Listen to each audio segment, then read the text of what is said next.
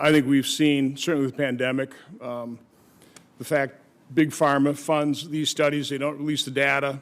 Our federal health agencies aren't transparent. So again, I think this hearing shows that there's big money on both sides of the equation.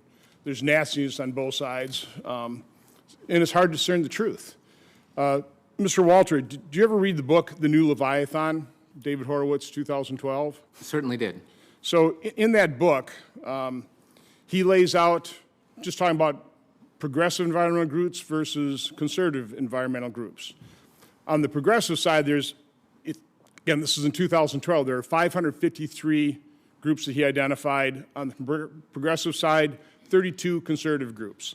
The net assets of the progressive groups was $9.53 billion. The net assets of the conservative environmental groups was $38.2 million. So it's a 249 to 1 advantage in terms of annual grants. And this is really the main part of his book.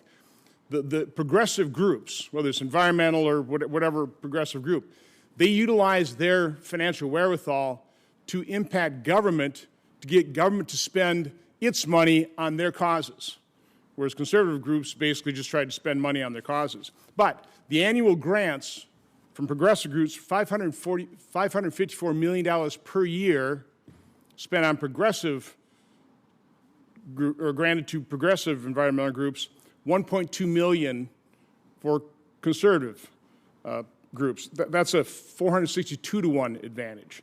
That's kind of what you're talking about with Arabella and the whole issue of dark money. It's really dark money on the left that overwhelms the dark money on the right, correct? That's absolutely right, Senator. And we did our own studies on this at climatedollars.org, and you can see the enormous left-wing advantage on this. If left-wing policies are not succeeding, it is not because there's big money on the other side. And Mr. Chairman, I'd like to enter those facts from 2012 into the record if I could, and I'll provide that information to you.